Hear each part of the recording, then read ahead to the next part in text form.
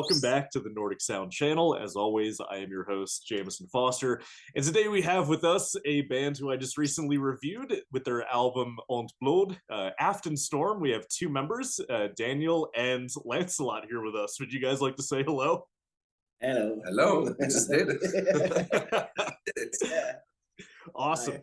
Yeah, so Aftenstorm is an up-and-coming dark folk band that I recently stumbled upon and fell in love with the album at first sight, as I talked about extensively in the interview, and now they have been kind enough to join us here so we can get to know them a little bit better. And I was told that that is a fancy teapot. Yeah. Oh, yes, it is. It's 100 years old, actually. Oh man, you're proud of that thing, huh? Yeah. I'm a bit worried about it, if I may. All right, awesome. Well, now I feel like this is a classy podcast now, just from having that teapot on it. I know, but I kind of ruined it because I bought some cheap beer also. So. Hey, I dig that. That resonates with me. Two worlds collide. Yeah. I love it. It's perfect. No brow. So guys, I would love to hear a little bit more about how Aftenstorm came to be. How did you guys meet, and sort of like how did all of you collide into this beautiful project we now have? All right, I think I'll start with that. So, all right, mid-pandemic, I was sitting there and trying. I have a metal background. Okay, so mostly listening to like very hard bands like Gojira, for example, and but I love like grunge music. Like, well, Nirvana is my all-time favorite band, but yeah, okay, cool. But so a lot within the rock, heavy metal, and well, actually like death metal and all that. I really like that. But in the pandemic, I was just sitting there and going crazy, staring at the wall, right? So I was thinking, we can all relate. I can sit here and listen to metal and get all that energy and not be able to get out of my house, So then I knew about bands like Vardruna and I had listened to some. Well, this was not dark folk yet, but like in 2006, a Norwegian band named Gåte came with. Well, I listened to them back in 2006 and 2010, and I always thought to myself, one day I'm going to start a folk band, but that was like one day. So anyway, we were like in middle of lockdown, and I was listening to Vardruna, obviously, but I stumbled upon an artist called Mirkur, the Danish, and with her album Folkesangen, which absolutely blew my mind. What? I used to have that hanging up on my wall. I think I moved it, but no, that is one of my all-time favorite albums. Yeah, for sure. It was just so good. And there's a song there called Fager som en ros. And that was like, okay, I want to try to make something like this, So at this time I didn't even know what a tagelharpa was. So I just took up my guitar and I made the song Tibor, which is on our EP.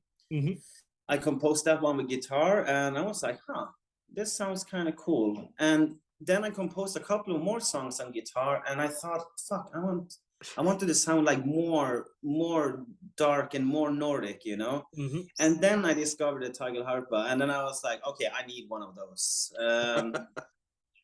But I thought that the science of the tagelharpa were so boring, since they're square, and so at daytime I'm a 3D designer, so I made this really awesome tagelharpa, and I got this guy from Turkey to make it for me.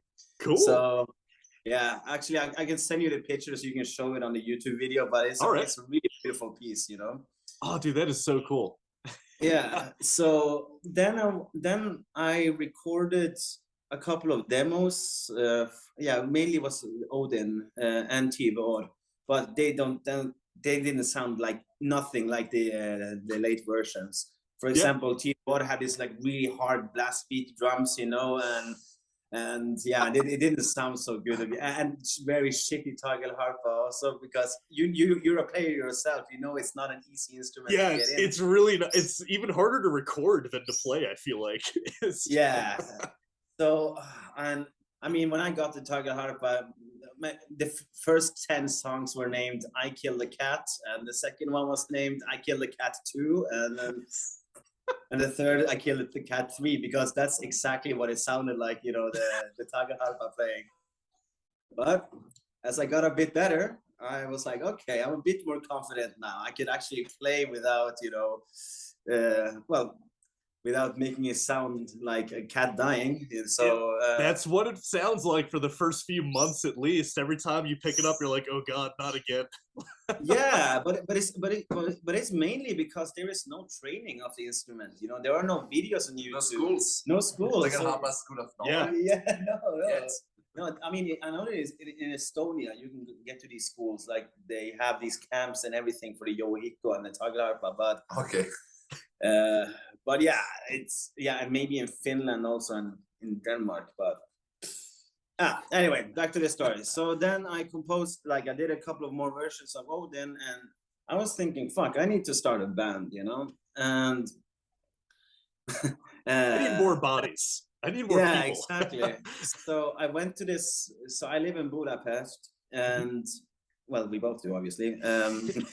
So I went to this Facebook group called Musicians in Budapest, and I was like, hey, I put out a video of me singing a Swedish folk song named "Vem kan segla förutan vind?" And I was playing that for the Tagalharpa, and I put out a video saying that I want to start like, well, I thought it was like Viking music. That was a thing. That was, you know, that Viking folk music, and I got a lot of offers from bands wanting me to join them, you know, but I didn't see what the fuck I was supposed to do in a stoner rock band or in a jazz band or something like Jazz that. band, Yeah, exactly. Yeah. But Jazz Tagalharpa, it's coming. It's all the wrong notes, you know? Perfect notes. Free jazz Tagalharpa. No. Yeah. Oh God, that's beautiful. Yeah. So I was like, no, I don't want this. And I listened to a lot of people sent me music, you know, so I was like, no, and then he came, and what did you do? Well, I was just hitting on drums, but actually I never even, I knew like the Seri Vikings, so I knew a bit like of Valruna because I heard a bit on other bands, but I had no ideas like which instrument they had on everything. I just realized that they didn't have a lot of toms and cymbals because I never heard one single drum fill, you know? Yeah. And I was like, yeah, but I like also this really shamanic, you know, like drum rock also, when you just hit the same note for hours, and everyone is pissed off, like, fuck yeah, that's, you just got something, you know? And people are like... You feel it in your bones. Yeah, and people are like, no, it's bullshit. But no, you got something, you know, you just got the whole vibration if you're really close to it. And if you're like 2 meters away, it's like, what is this guy doing, you know? But you have to be really close to the drums. Yeah. And or to know the guy, like if you're standing 2 meters from the drum, you know, I'm not crazy, you know, you got it too, yeah, of course.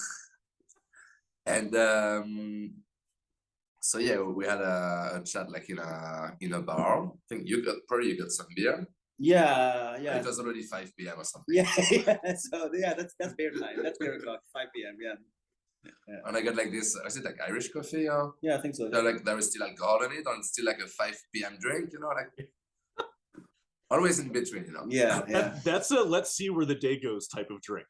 I'm either going to embrace the caffeine or the alcohol. Let's see. Yeah, exactly. And it kind of felt like a Tinder date also, to be honest, when I met him. He was sitting there in the cafe, you know, with his dog, and I was like, oh, hello, you know. Bonjour. Yeah, what's up? I think you invited me, by the way, I'm not sure. Yeah. I bought the round also, so I bought you a drink. My favorite Tinder dates. What a great love story. Yeah, it is. That's true bromance right there. So Viking. Yes. And you guys do have a third member who just isn't into doing interviews. What's her, like, where does she come into all this? So Hermina, she is kind of mysterious, to be honest, because she is like she doesn't really have any, well, she does have socials, but they're like fake socials in a way. Just gotcha. But to be honest, I'm not even sure if her name is Hermina. Yeah, and if we knew, we can't really, because she could be somewhere else, so we can't really. Yeah. But that's Hermina for the the band and history. Yeah, pretty much. I knew her because I met her through this.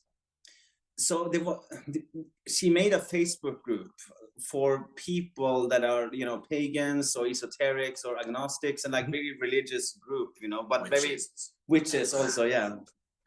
And I wanted to, and I knew, and I met her through that because I said, okay, I don't really know any pagans, so, and okay, I know someone from Norway, but not so many. So I wanted to connect here also, and that's how I met Hermina. And she did not play the tagelharpa in the beginning, so she asked me if I could teach her, and I did. I gave her one of these small, the shittiest tagelharpa that I got, because I said if she can play that, she will actually be able to play a normal one also. Yeah, that's the way to do it. Yeah. Hard but true. So then she asked to join the band, and I think I said no. Like, why no? Because she didn't know how to play. But then I thought, what about if we put you on a keyboard and you play like a cello MIDI thing, Because she's a pianist. Yeah, because like she's a pianist and she is absolutely amazing. She creates all these super dark symphonic melodies, and so she started out with the keyboard, but she got bored of it because it's a very drone, like it's like and for pianists it's like it's super boring. So I have this German guy called Domi on Instagram, and I just asked him, hey dude, can you make us one? He had never made one before, but he was he had made tagelharpas, but never made bass tagelharpas. So he was like, yeah, sure, I can give it a go. So he made it really fast and he shipped it down, and that was pretty much it. And Hermina picked it up, and she picked up she got it really fast actually. Yeah, cool. But it was mainly because, not to brag here or anything, but she had the guidance from me also, who had made all the mistakes, so that helps. Yeah. So, but I mean, Hermina did not join the band until, when was it, October? Yeah. Yeah. Because we started January 2022, so last year. And Hermina, joined in October. Yeah. So. Okay. Cool. So there were some things that you said before we get into like talking about like this, like describing your music or talking about your influences, which we talked about a little bit already in terms of influences. I noticed something already that is already explaining some things to me, and it's that it seems like you guys didn't come into this genre the same way, especially you, Lancelot. You didn't come into this genre the way that people typically do. Like, for instance, the drums, you knew you wanted to play drums, but you didn't listen to it that much, like to this style. So you were sort of approaching it from a fresh perspective almost. And I feel like that sort of way to get into this genre is sort of what helps you guys have a pretty distinct sound from my point of view, because a lot of people fall into, just from what I've noticed, right? A lot of people fall into the trap where they like Vardruna, they like Highland, they want to make music like Vardruna and like Highland, so they pretty much imitate too well, and so it just ends up, you just get a whole bunch of bands that are just like a more amateur Vardruna. And because you guys approach it from like this different angle, it's like, well, especially the drummer, you come in here and then you come from the Gojira side, Daniel, and really this spawns from a boredom during the pandemic, which is beautiful. You guys are coming into this genre from a different angle than I feel like most people come into it, and I think that fresh perspective is really valuable in a band. Do you guys have anything to say about that? Oh yeah, definitely. So I know exactly what you're saying about these bands, Vardruna copycats, and it's like they get the tagelharpa and they go like, and they play this three goddamn notes, like. The Viking Prince. Oh yeah, no. So and they go like do, and sucking Odin's balls, and I go to Valhalla, sucking Odin's balls, you know, and like, dude, okay. It's never played in the States now. Blacklisted. No, but okay, but that's the point. That I think that you're totally right about it. It's that a lot of new dark folk bands or new artists, let's just put it that way, they tend to play these three notes, and they tend to just sing about one of the gods or all of them, and it's like 8 songs, 6 notes in total, and different lyrics, you know. So one thing that I told Lancelot very early on is that I said I do not want to be associated with Vardruna, even though I love them. Like I saw them live, and it was an absolutely mind-blowing experience, you know.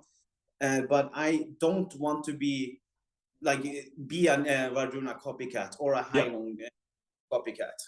So. Yeah, which is good, right? I mean, like, I think the difference here, right, is I think it's totally great, totally fine if someone hears Vardruna or Heilung or even Folket Bortofor Nordivind and says, I want to do this. But then, like, that's great to do on your own time, but you're not really gonna do anything groundbreaking or and if you're trying to make it, it takes a little bit more than just copying something you like. You need to bring something new to the table, and I think that's the step that a lot of people miss. I mean, you don't always have to do something completely new. There are also plenty of musicians who imitate, but then do it in such a unique style to themselves that it's great. It's fine. But I feel like a lot of these musicians, I don't want to say they're trying to cash in. I feel like that might be a little too mean for me to assume, but they're so busy looking at what works that they're not trying to think of what works for them to do. Like that original take on it. Absolutely right. You know, 100% agree with you. And those lyrics, I'm pretty sure I've heard those lyrics in the song before.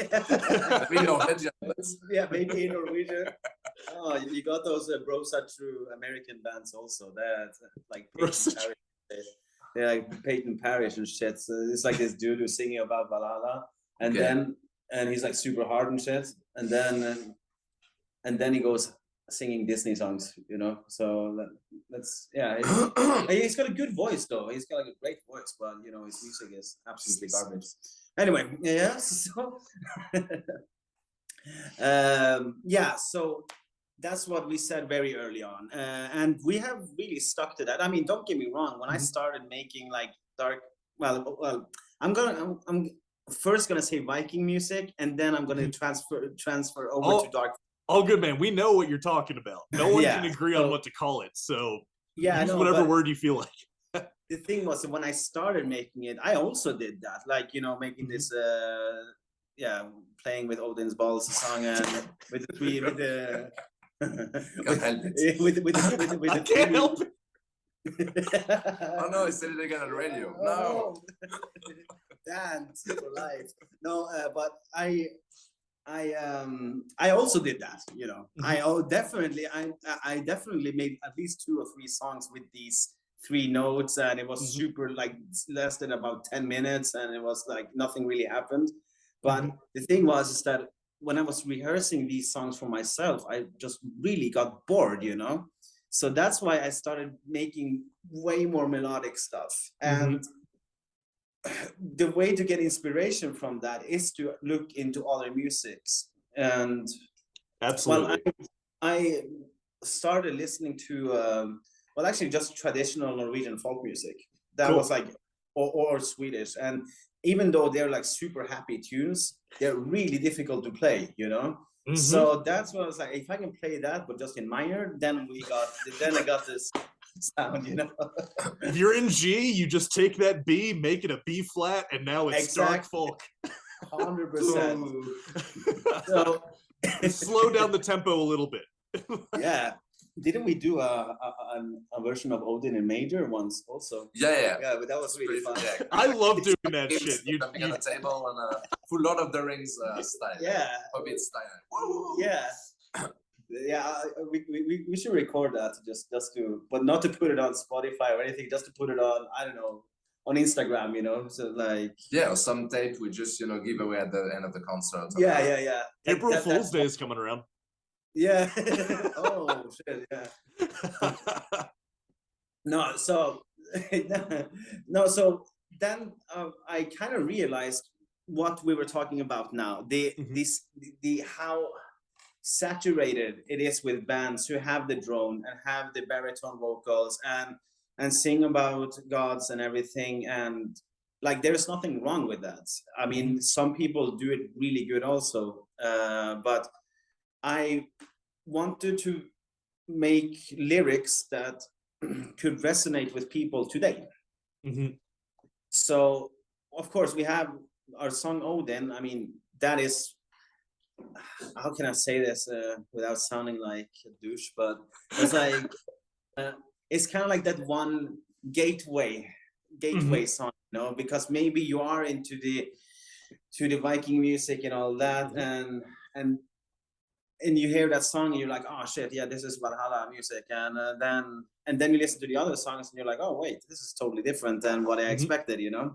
So, and that's when I went to the transition from Viking music to dark folk. Okay, well, so to understand what is going on, like we have songs that are about gods in a way, but not like this huge prayer to gods or anything. We got a song coming out very soon called Gudarna, which means the gods, and that is just like a song telling about like world destruction in a way, but from a very present point of view. So taking up themes like the wars and like earthquakes that have been happening, and like all the bad stuff, you know. So it's kind of like a cleansing sound also. We should release it soon. Yeah, we should release it. Yeah. I mean, that's great, man. I mean, like that's what I love to see. Like personally, I know, like I'm just like a music critic or journalist. I don't really know what to call myself. So like, I'm not even speaking of this from the point of view of someone who plays the music in this genre, because I'm very much like an American bluegrass musician. I like playing, but I play the big upright bass, that really big thing. And I also play banjo and the mandolin over here. So I'm not talking about this from the point of view of someone who plays in this style, but from someone who purely just listens to a lot of it. That perspective of taking these old ideas and reshaping it into something that's meaningful today.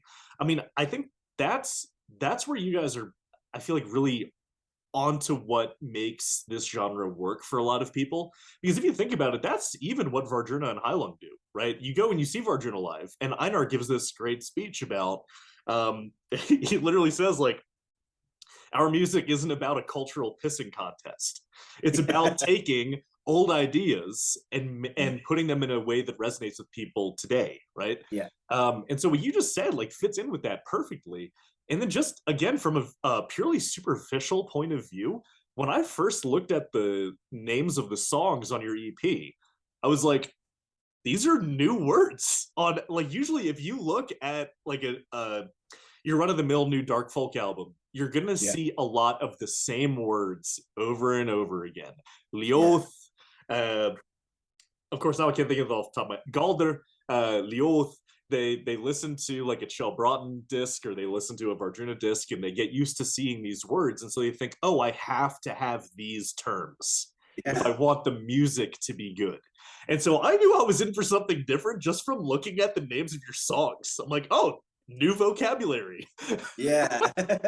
So yeah, that's also that, but that still goes into what I was talking about before, that we don't want to be like associated with Vardruna. So like there will be some songs that will have some religious Norse pagan religion like idea, but yeah, you will not hear me sing about the whole Elder Futhark alphabet, you know. So you won't hear me singing like all the runes and stuff. So no, but yeah, it's about the music is really about like taking that really dark Nordic sound, make it our own, like with Lance kind of drums. I really like them because they really stand out also. They do.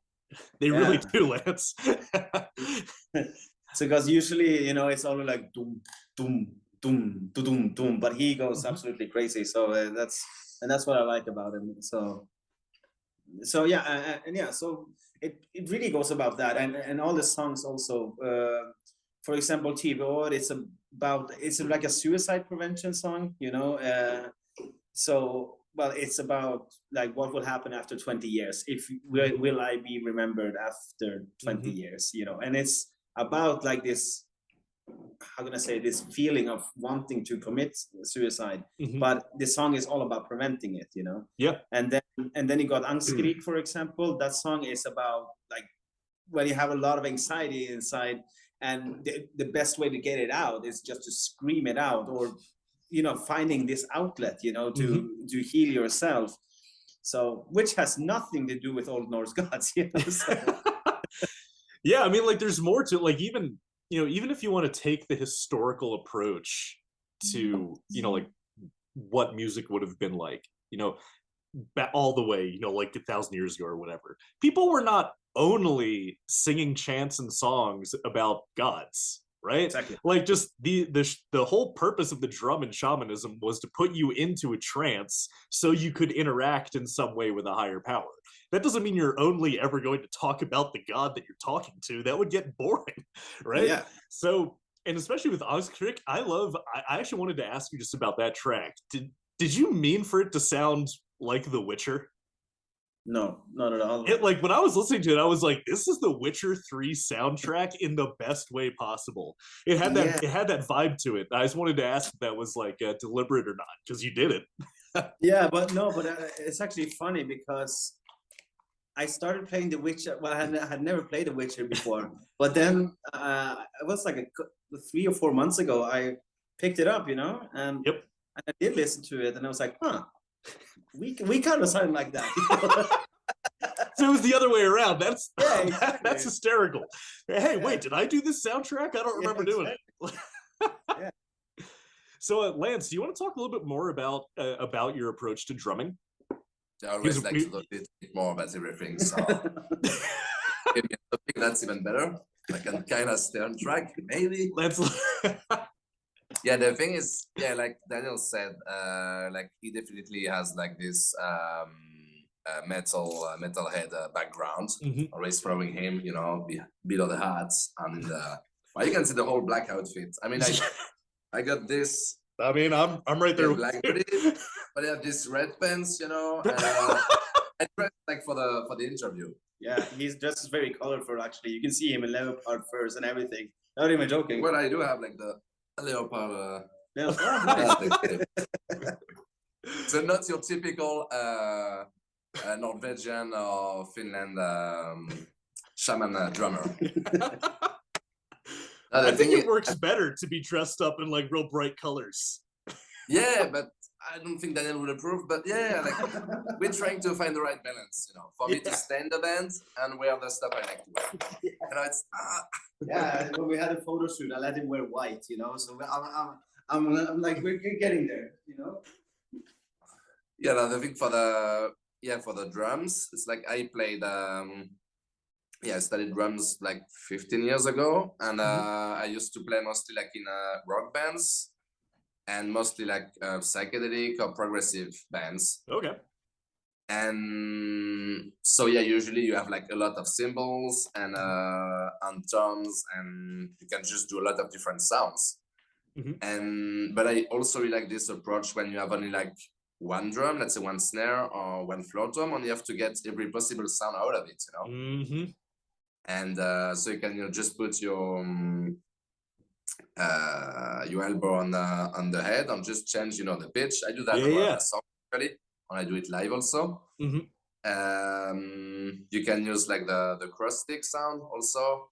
You can hit like the floor tom like near the edge or in the center to have all these different like dynamics. And that's actually something that really struck me about your drum playing, is I can tell that you're using the whole drum. I feel like people forget that a drum is more than just the middle of the head, right? Like you can hit the rim, you can hit the side, you can put your hand on it and then hit it. that was really what caught my ear while listening to that EP was the fact I was like, he's using the whole drum. Somebody stop him. The thing is, I think usually drummers, and I think I was like this. It's like if you give me like 10 toms on 20 cymbals, there is no way. I mean, if I hit the edge, that's because I missed the center, you know, like. Because I mean, I think it's the same thing like for a guitarist. If you give him like if he used to play like, I don't know, let's say like electric guitar with all the possible effects on everything, and then you know you ground him, or you just give him like a folk guitar, an island guitar if you're really pissed off, and then you will have to play with this for a week in his room. He will find some interesting way to play it because it's all about dynamics and harmonics and everything. And but the thing is, like, I was not grounded. I accepted to only play one drum in the band, and I really like the kind of challenge that was in it, because I want to get like this kind of consistent vibe. And actually, when I listen to a lot of these krautrock bands, like it's this like Kahn, Neue, Kraftwerk, Anondul, like all these really crazy German bands from the late 70s, late 60s, early 70s, and they had this they call this like the highway drum pattern. It's like and you can play this for 20 minutes, like Autobahn from Kraftwerk. You can play this for 20 minutes, and I think it's pretty hard to find drummers who will like accept to do that, you know. Yeah, like no drum fill allowed, you know. It's just this thing, and you have to be like super consistent. Like just basically like if you were to play a techno beat like for half an hour, and just don't get away from this. And I like to do this stuff because that's then you get into this trance shamanic thing, and then the rest of the band and hopefully the audience also. And that's something I can do with one drum. Have either of you been to Midgard's Blood before? No. So I tried to contact the one who's arranging it, but he hasn't answered me. So, because I want to play there. So bad, you know? You guys would fit right in. I was just thinking that, like, you know, what Lancelot is talking about here is the Folket Bortavor Nordavinden leads this ritual that pretty much begins the whole festival. Yeah. And what happens, it's a blood, right? I'm pretty sure it's horse blood that they douse on a totem, and then people line up and people like do their own thing for it. And this is the opening ritual. And everyone else is having a great time just with, like, you know, the theatrics of it and all. And I'm sitting there like, they've been playing drums for 3 hours. Like, they haven't stopped. Like, Benny Broughton, he's sitting there wailing on this drum for like 2 hours straight, and my arms hurt looking at him. And so, like, what you're talking about is a really big part of, like, the drummers who really get what makes this genre tick. Because I ask him, and I even talked to Runehild, who's a great drummer who plays with them for the ritual. They say that you hit this point where your arm stops mattering.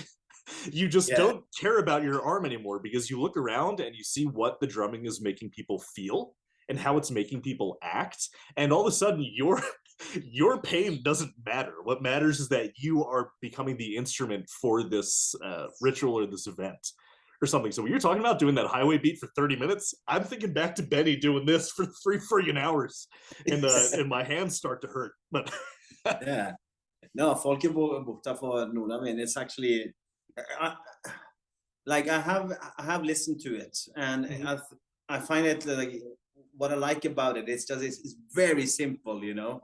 And but just with the drum and his voice, he just creates this whole spectrum of sounds, you know. So it's really cool. I don't know if I've told him this before, so this might, if he watches this might be the first time he hears this. I would kill for him to read me a bedtime story. Like, that guy's voice. I mean, like, you're right. All he has to do is just like sing this one drone, and all of a sudden you're just like, whoa, man. You're just floating along. And I'm glad you agree, because that band is absolutely awesome. I hope you guys get to play. Is it only one guy, or is it several people? So Benny Broughton, he's sort of like the nucleus. If you think of it like a cell, he's the nucleus, and he has a group of musicians who he plays with a lot. Runehild, Espen Winter, you've probably heard of, especially if you're playing the taglarpa. Gustav Holberg, I know I'm missing. Oh, Chell Broughton, his brother, plays, and I know I'm definitely missing a couple, but yeah. Yeah. No, I mean Shell Broughton, for example, you had him on an interview here, didn't you? Or... Oh yeah. Yep. Yeah. I saw that one. But that guy is so awesome in a way, you know, because this is a guy who doesn't only take Nordic instruments, he takes all instruments of all the world. Like he brings in a didgeridoo, for example, and starts making dark folk shit. So he goes in he does it with this looping machine also. So he plays his soundscape. It's fucking amazing. He has a massive instrument collection. Like big, he's posted pictures of them. We're just like a giant pile of instruments. Yeah, we also want to have that. So, so it's actually a really funny story what happened here with Hermina's Tagelharpa. Okay, so we got it, and Hermina's boyfriend, he's like a guy who can, if he touches something, he can just make things. He's like this. One of them. He's like one ultra handyman. Like this guy. Gave her, right? Yeah. In the house and then. Yeah. So he got super pissed off at us because we didn't pay so much. We paid like 230 euros in total for the toilet, but that was including the shipping, you know? So so I thought that was a great price because usually the base ones start at 500 euros, right? So he was super pissed off, and just to prove a point, he made a bass Tagelharpa in one day. So like, oh fuck! But he was so pissed off. He was like, "No, I don't want Hermina to pay for this, and blah blah blah. Fuck you guys!" And we were like, "Hey, dude, calm down, come on." So capitalist pigs. Yeah. Capital. So he actually made a bass Tagelharpa. Okay, not with the finish and everything, but like the one day. Come on. Yeah, it was one day, and I was like, "What the hell is going on here?" You know. And okay, so he is actually gonna make our instruments also for the future. So when he works in the Netherlands and then comes to Hungary. So he works like 2 months and comes back 2 months, like that sort of thing. And now when he gets back, I made a really cool design of a Tagelharpa. And then we're actually gonna sit there and make it together. Well, he's gonna do most of the work, but you're gonna be moral support. You're just gonna stand there and be, good job. Exactly. Oh, great. Yeah, no. So, but like he has made 2 Tagelharpas for now. So one that he did in one day, but then he changed some things on it, and then he made another one really recently, and they sound really good, you know. So, and this is a guy I never even heard about the instrument before, but he was just so pissed off at us for making that purchase that he just had to get good at it, you know. Hey, that's a good motivator, I guess.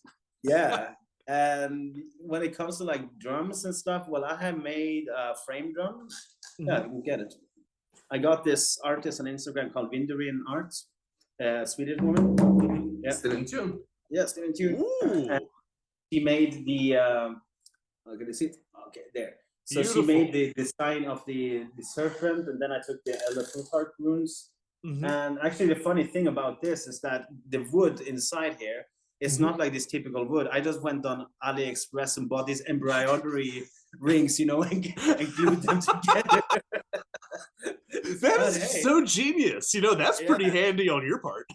Yeah, so like, because usually to make these, it costs a lot of money. It costs like at least 100 euro, but I think I made this for, if I'm saying 40, then I'm exaggerating, you know, and it has like a super, very round sound also. So it's, hell yeah. Yeah. So I think we've done a little bit of done a little bit of pissing on the dark folk community enough with what, like, can, you know, the tropes, what can be a little much about it. How about we can shift it over to something a little bit more positive? What do you guys like about doing this music style, if anything? Right. Like, what do you like about what you do? No, there are many things I like about it. So there are some artists that really stand out for me. So there are 3. So one is called Noiduin. She's a Finnish artist. She only has an EP out and a single and a couple of collabs, but she has like got this voice that is like very haunting, kind of witchy voice also. and she sings in Finnish, and they do these like extra things, put a bit of synth on it also, on the music, and like she is like by far one of my favorites, and I'm just waiting for her to release more music, you know. So I contacted her. I was like, hey, do you want to do a collab with us perhaps? And she was like, yeah, fuck yeah, of course, I love you guys. So then it's her. So like she is absolutely amazing, because she's also one of those types who creates her own thing. Like she is in a dark folk, but she is like, yeah, she just has her own style in a way, because they use these well, she uses tangoharpas obviously, and they make their own drums, her boyfriend and her, so they're like in the band together. And what's this called, a sitar? Is that like, it's like the stringed instruments that you play? Yes, zither, dulcimer. Yeah, so it's a sitar that they use, or maybe it's a dulcimer, I don't know, but they put that into the music also, and it's just like she creates these soundscapes that are absolutely amazing. I'm not even gonna joke if I say that I've heard her EP at least 500 times, you know. That's no problem, and then not even exaggerating. Then it's another dude, this Swedish dude called Andreas. He has several projects. He had Ursprung before, but then he went solo and started Nattram. And he has a bit of that typical dark folk thingy of, you know, the gods singing a lot about gods and runes and stuff. But where he stands out is that he's super skilled. So he plays way more melodic tunes also. So like he can go like playing you know, one of these shredded solos with just on tagelharpa, you know. So that's really cool. Yeah, I just listened to his last album called Vevustavar. Yeah, I just listened to that for the first time like a couple days ago, and I was blown away. I love that album. Yeah, no, it's super cool. So I asked him also, hey, do you want to make a collab? And he was like, yeah, man. So will you be my friend? Yeah, no, on the internet. So the funny thing is, so now I talked about two bands that I like, right? And now recently they went together to make the song called Baldur's Drömmar. And that song also blew me out. So Noidwind, which is one of my favorites, and Nattram went together and just created this masterpiece. And I loved it, but it kind of pissed me off also, because I don't know how to top that, you know. So yeah, that's a great coincidence. Yeah. So it's really cool to see that. And then the third one, who is one you had here, who is Nana Barslev. She's so great. Oh my god! I heard her album and I got shivers. Seriously, I was sitting there and I just couldn't understand how on earth someone can make so good music, you know. So yeah. So what I like about the dark folk album is when I see artists that actually try to stand out in a way, you know. So like, for example, with Nana, it's really cool because she has, she plays the mora harpa, she plays the tagel harpa, she plays she plays everything, you know. Yeah. And anything. And the way she worded it to me was she'll play anything with strings on it. Yeah, exactly.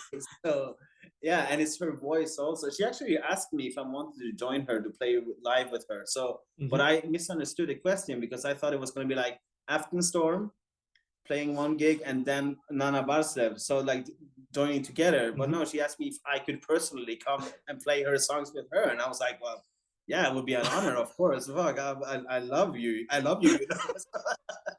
But we haven't really got into the details of that yet. But dude, hell yeah, that's awesome. Yeah, so that would be really cool, and I think that we can even bring the band to do that. But I'll send her some merch instead. Yeah. Buy my merch. Yeah. Seeing Nana Barslev with Aftenstorm merch, that would be cool. Sign our merch. Yeah, sign our merch. And then we sell it.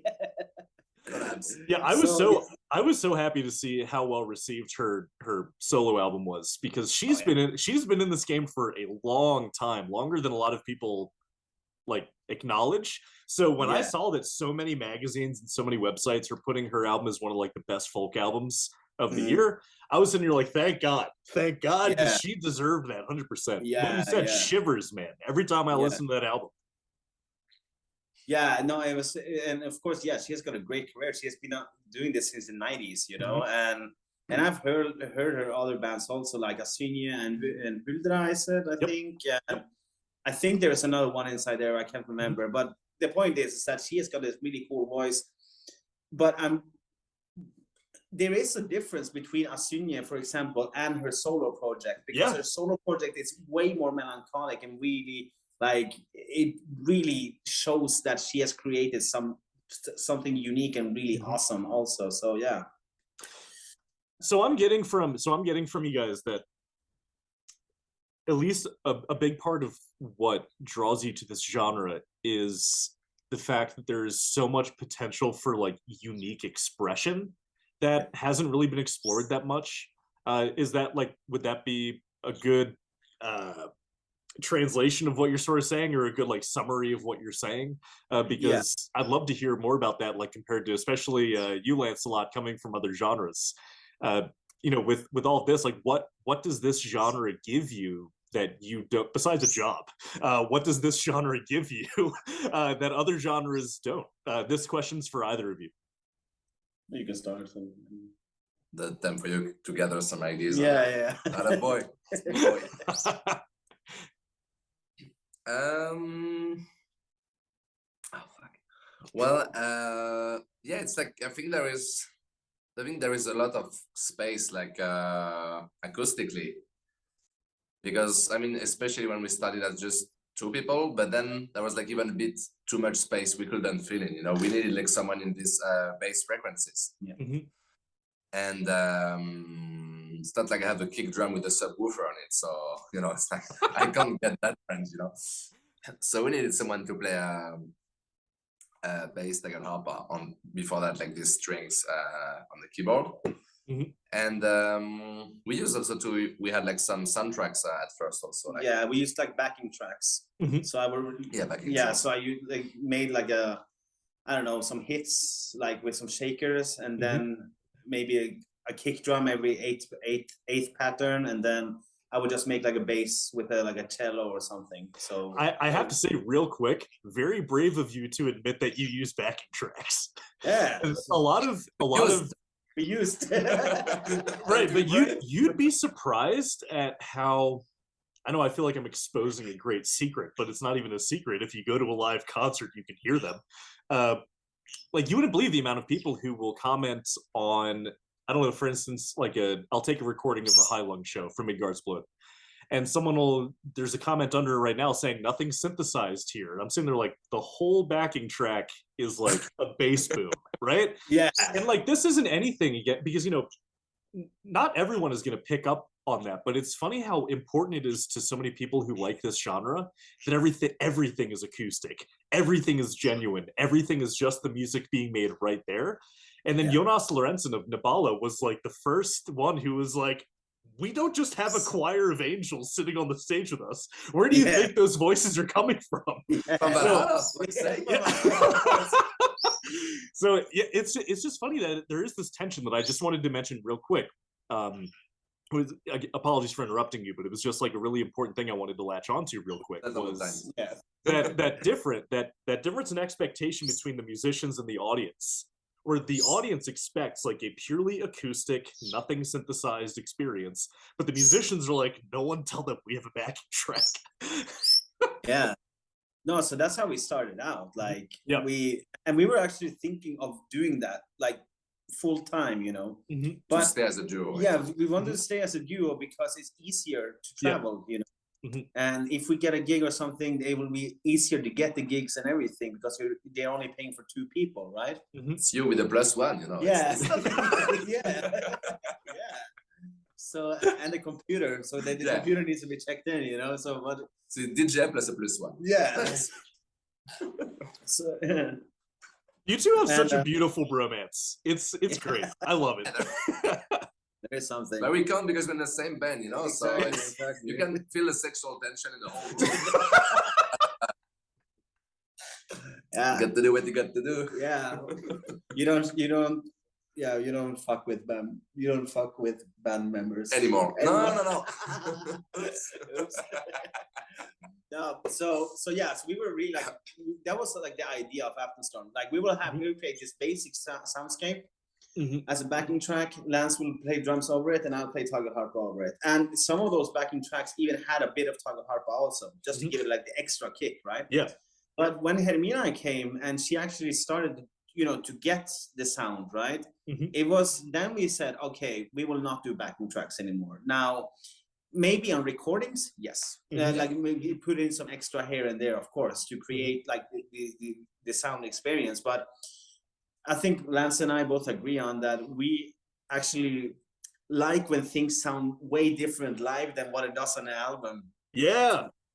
So that's why I think, for example, when we played a gig in mid-February, and like there are the songs, of course, but they do sound a bit different, and that's what's so cool about it, Yeah, that way, like seeing a band live is a dynamic experience, right? Yeah. Like you can actually, this is even what I'll say that I do. That's actually something I really like about this genre in particular, is that very rarely does the live performance sound like the recording. Even Vardruna, for how well rehearsed they are, every time I see them live, like you can hear the album part of it, but at the same time, there's always something different about it being played live. Compared to, I'm seeing Enslaved and Insomnium next month when they come to Denver. I know that when they play songs, it's gonna sound like they do on the album, just because that's the nature of the music and that's what people want. But like, can I interrupt you for a second? Yeah. Now that you're speaking of Enslaved, so the singer of Enslaved, he was a bouncer at a pub in Bergen, and that motherfucker. Wait, no, Ivar doesn't sing. It was Grudel. Yeah. So the singer, he's singer and bassist, right? Yeah. Yep. That guy kicked me out of that bar so many times. I was so pissed off at him, seriously. And because I was drinking a couple of beers, and in Norway, sometimes if they see that you have a bit red eyes or something, they're like, oh no, you have to go home, And at that time, every time I drank a beer or something, my eyes went a bit red. So I was not even close to tipsy, and like, goddamn asshole kicked me out all the time, So, Sunglasses, Maybe I should be like these Italians, who just have sunglasses at night and stuff. I think you're a lamp roach, but no, it's because I have a turtle right behind the screen. Yeah. And she has like this light that I just try to make this thing like she has like a certain amount of hours of daylight. And then it just cuts, so it's normal. It's not okay. I love how we went from you getting kicked out of a bar to talking about a turtle's daylight needs. That was just a really nice range of conversation. That's why you have to keep us on track, otherwise, like. No, I said this would be a nightmare. I need to be kept on track. So who's keeping us on track here? So but going back to the Enslaved thing, the guy kicked me out all the time, and I heard that some of the people who worked at that pub were playing in Enslaved, and I really didn't think so much about it. And then a couple of years later, I saw that I was doing an internship, and the company leader there, he was a huge metalhead also, and he's like, dude, Enslaved is coming to Stavanger. And I was like, oh yeah, cool. So we went to the concert, and then I saw the guy, and I was like, that's the fucking asshole who kicked me out from the bar so many times, And it was so annoying, and I didn't even enjoy the concert. Okay, the music was awesome, but I was just having this grudge, you know how much, you're destroying my nights and stuff.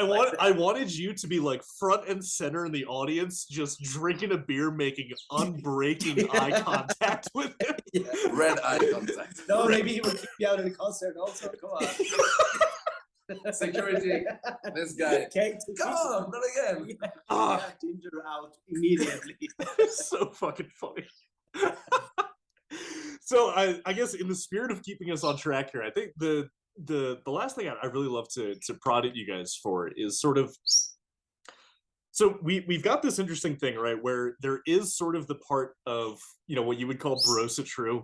When I was growing up, we called them Thoraboos, so like a weeaboo, but with Thor. The bird just tried to kill me. He narrowly missed my temple. Thanks for ruining my train of thought, buddy. Oh, right. So we can sit here and we can riff on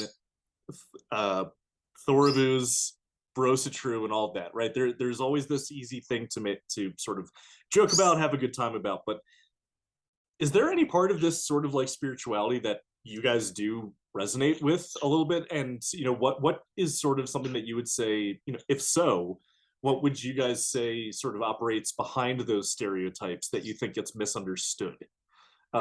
Because as you said that you made that fake song about playing with Odin's balls, and you said, well, we can't play the States anymore. Yeah, that was kind of accurate. Like United States bands that try to do this style of music, you get a lot of that. Yeah. But then that sort of stereotype can often get in the way of like understanding what's not a joke, right? Like what is serious about what draws people to this sort of thing, and then and if you guys do subscribe to it all, or if it does resonate with you to some degree, what role does that play in your music and your personal expression? Okay. So this, I would say that you're more of an animist, aren't you? Like, yeah. Cool. And I'm also animist, but more into like Norse paganism. So like, because I really like this ancestral belief, but I'm not only into the Norse one. Okay, I do love some Baltic gods also. I do like some Greek gods. For example, Zeus is awesome. He's just like going around and fucking bitches. French god. No, but no. Okay, so I'm gonna try to be serious here. Okay, I talk a lot of shit, So no, you're good, man. So I do like Norse paganism does really resonate with me. Like one thing that when I started, for example, Aftenstorm, was that I did not want to have any, well, how can I say this, Abrahamic religion members. So so it doesn't really matter if it's Christianity, Judaism, Islam, or whatever. If you were part of that, then I did not want you in my band, because I want you to understand what is actually going on here. Right. Muslims in Hungary. Like. I actually have a really, really quick comment on that. You guys are familiar with the band Yes?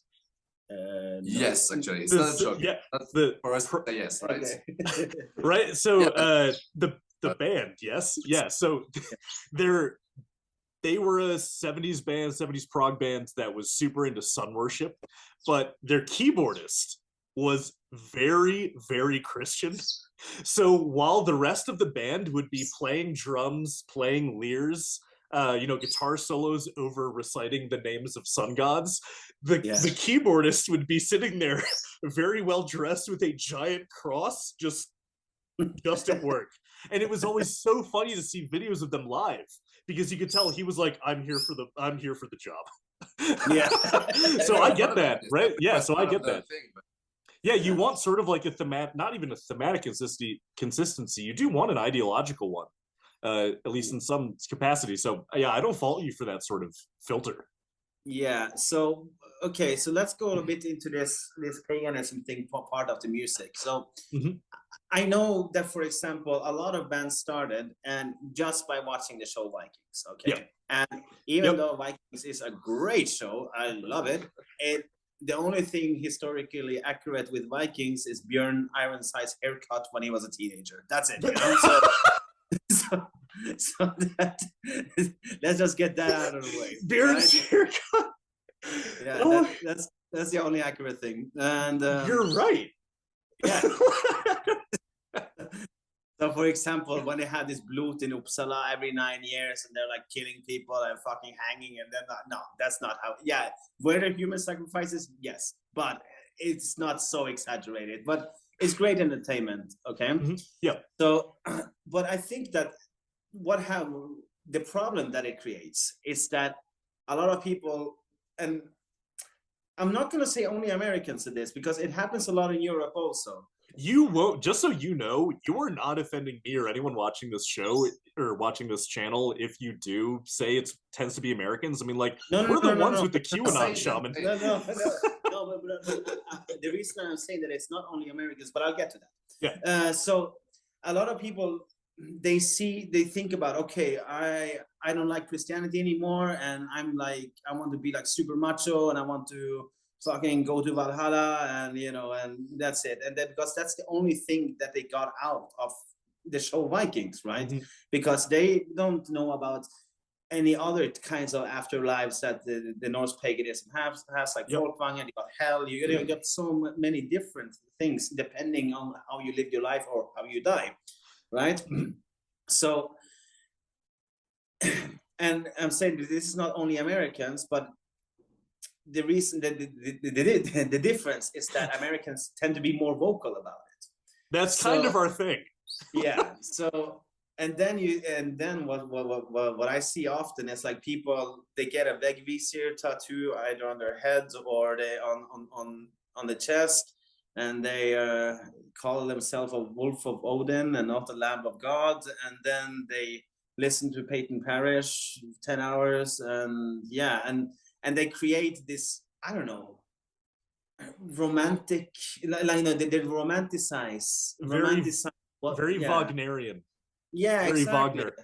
Yeah, so they romanticize this idea when you get into Norse paganism, man, it is so much deeper. You know, it's about connection with nature. It's about, you know, feeling like how everything surrounding you has a pulse in a way. You know, and even though I'm not so much into this, what's it called, ancestral worship, because it's not really my thing, but it is part of it also. So a lot of people do this ancestor worship, and what I would wish though is for any newcomers to the faith, or people after watching Vikings, for example, they would be like, okay, I can see myself as an Osatruan or a Norse heathen, because there are many different categories within, but I can see myself as one of those.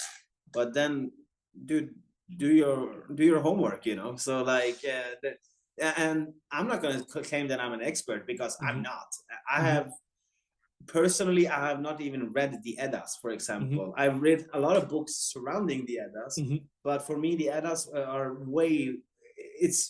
they're really heavy literature, you know. They're also very detached, right? I don't know if you know this. I teach this stuff here at the University of Colorado. So like, the same exact thing that you're talking about is my favorite thing to tell my students is like, if something using Vikings, for instance, if something sounds like a really good story, it's probably just a really good story. Yeah. Like that, there's probably, and so they always get really, this bird is like really high energy right now. I don't know if you guys can see it flying right by. But these, I really try and put a lot of effort into getting the students to like read through it, because even the Eddas, they're written down for a purpose, right? Like the Icelandic, the prose ones from Snorri Sturluson, they were written down for not just like preservation of spirituality. The dude had to tell stories, had to entertain people, whole lot of reasons for the stories to get stretched in all different ways. It's Jesus Christ. And so what I always try to emphasize to these students is, it's one thing if you like the show Vikings, right? Totally allowed to, as you said, good show. But you have to develop this sort of skill for trying to parse out what is a good story and what is of historical substance. And it doesn't help that it's on the History Channel. So people assume that it's history, right? Yeah, it's kind of like, okay, they crammed like 300 to 400 years into 2 generations, you know, like, and made everyone hot. Like, what's the likelihood of everyone being hot? Well, you know, that's how it is. If you're Ragnar or son of Ragnar, you have to be hot, you know. That's like yeah, even if you can't walk, you have to be hot. Yeah, exactly. I'd just be hot, fuck's sake. Yeah, I wear the moment, it's super hot. Don't talk, come on. Yeah, no. So I think that I really hope, but I think that this will come though, because like the whole genre of dark folk music it's not a new genre, but I can see that it's getting more and more popular in a way. Yeah, I've talked about this with musicians who've like been in this scene for decades, and they agree that it was pretty much with the show Vikings that all of this exploded. It pretty much all changed when everyone heard Helvegen. And they saw Einar play the drum on the show, and they were like, I want to do that shit. And that's where it sort of took off. But I agree with you, it'll come. But I don't think it's only because of the show Vikings. So I think that the pandemic had really much to do with it also. Absolutely.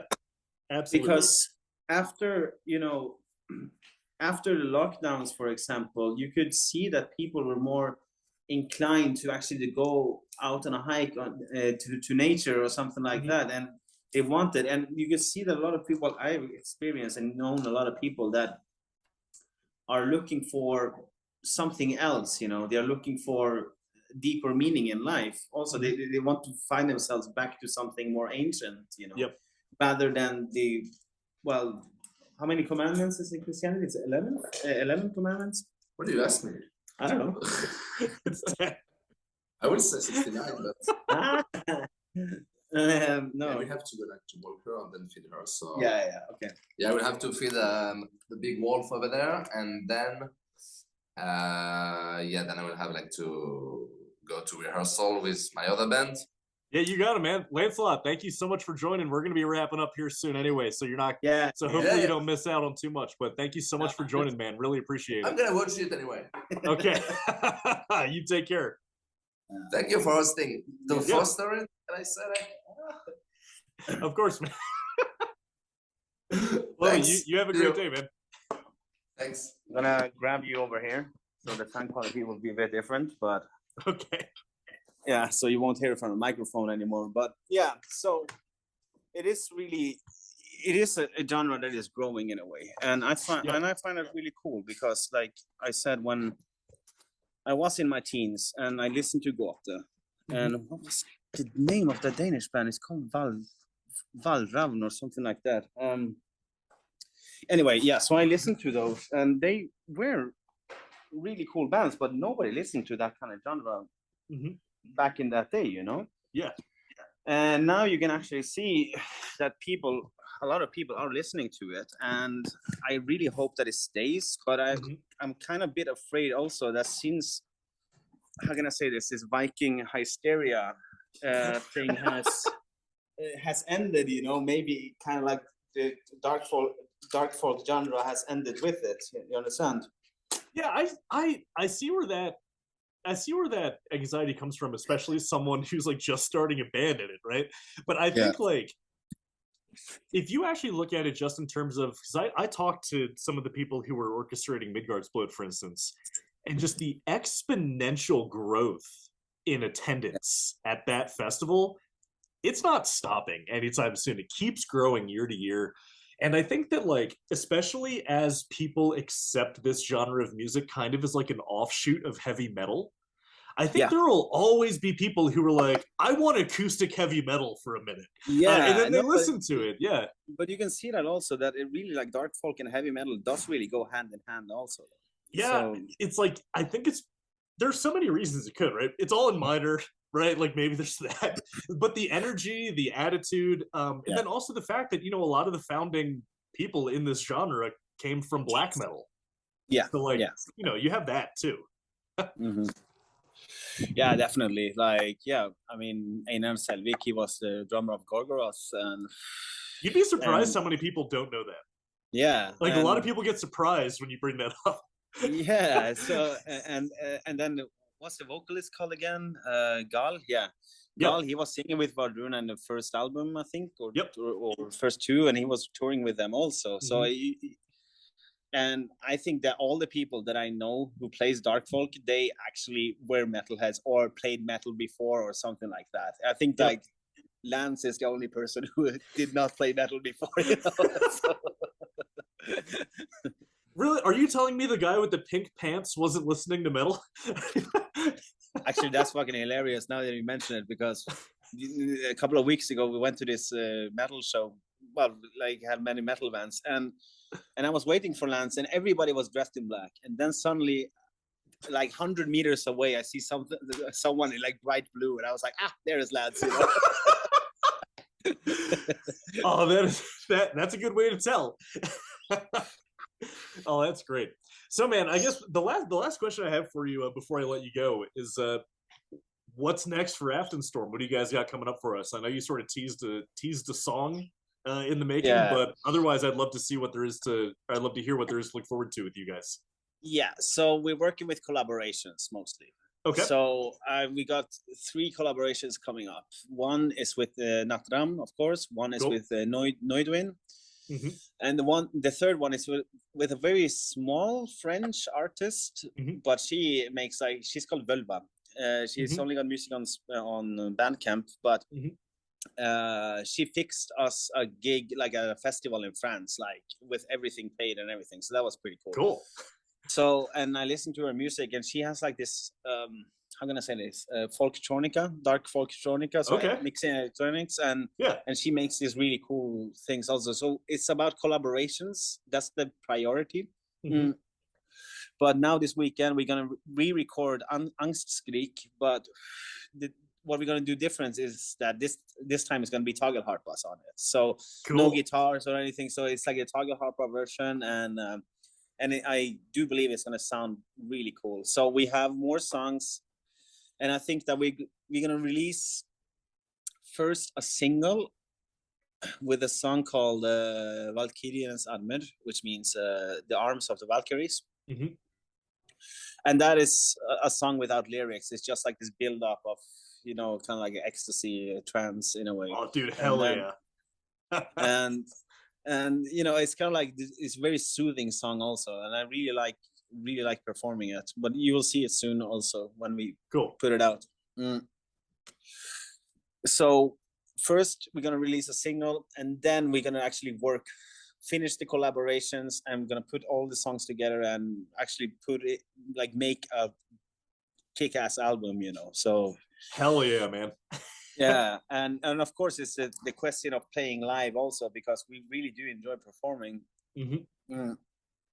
So we want to like put everything together. So if we get gigs, we prioritize the gigs, and then and we got this really cool guy called Ricardo, this Mexican dude who did our last photo shoot, and he's also a filmographer. So we're gonna make a music video. We're not really sure which song yet, but we are thinking Ondt Blod. We're gonna make a music video of that one,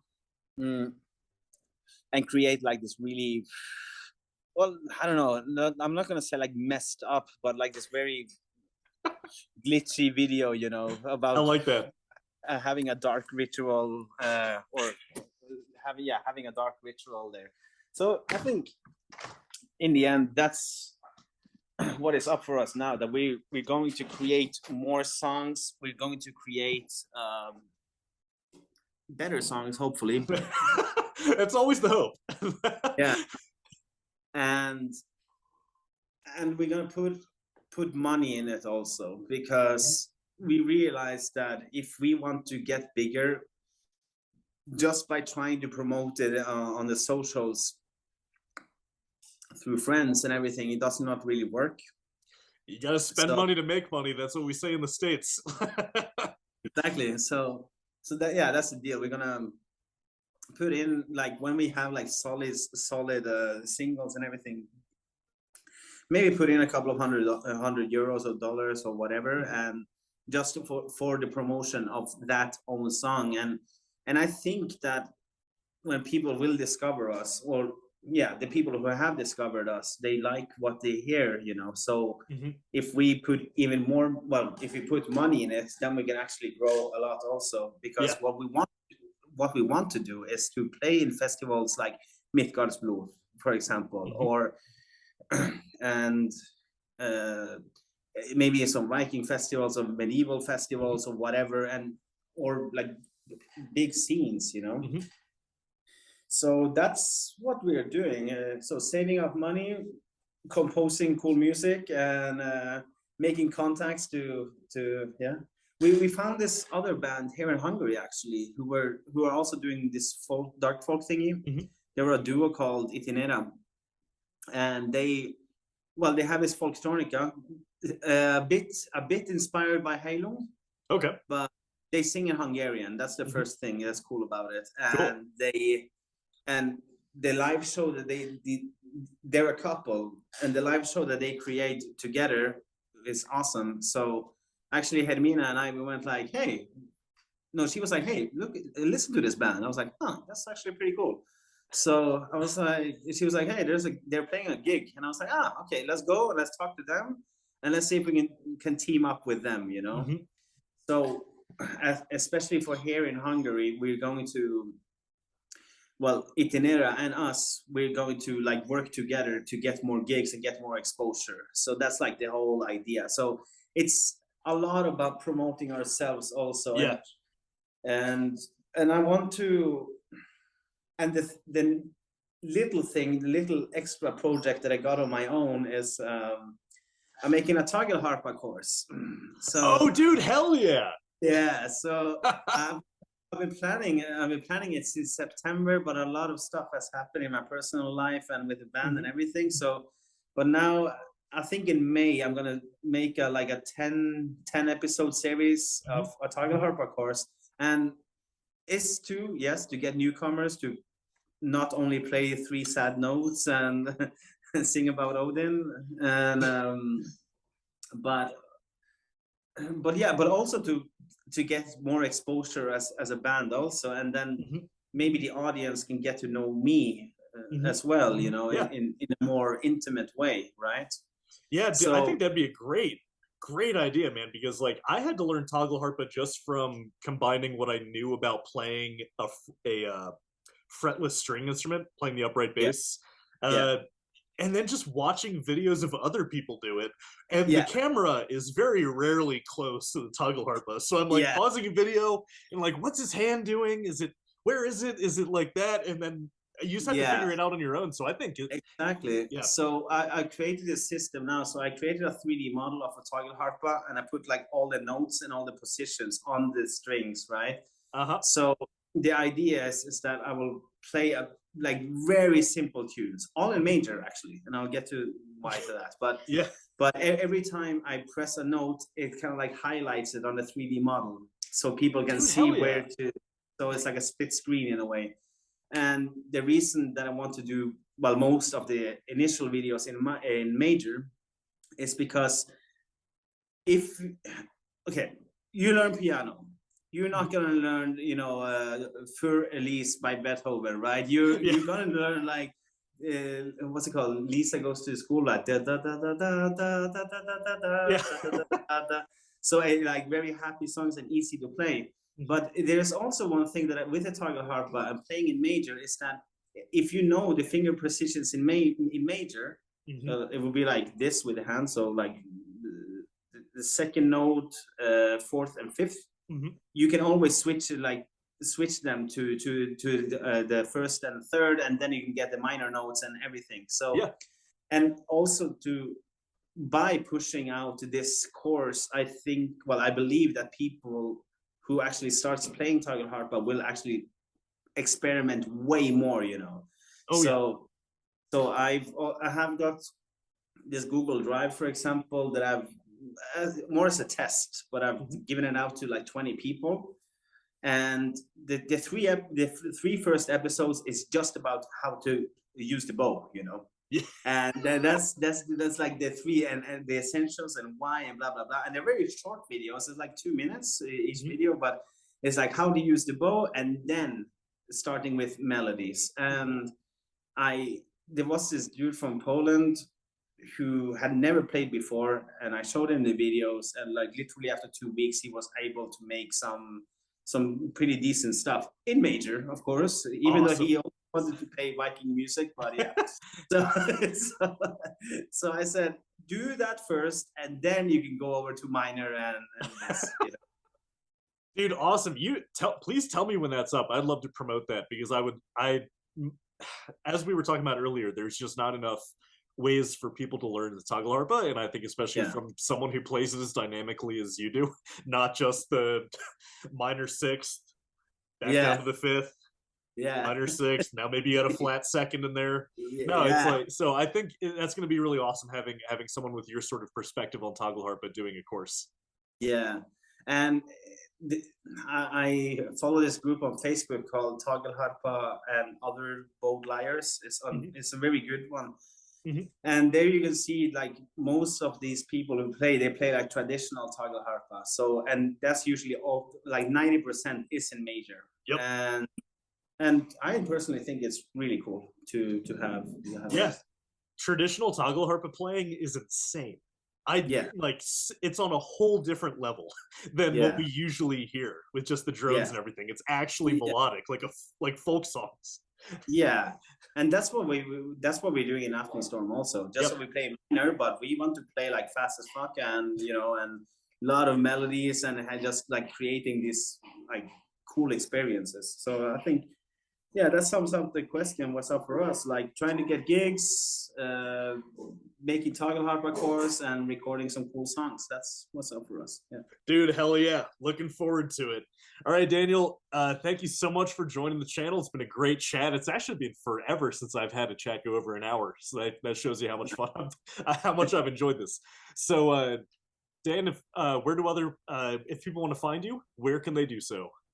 So we are mostly active on Instagram, although on Facebook also, because everything that goes on Instagram goes to Facebook.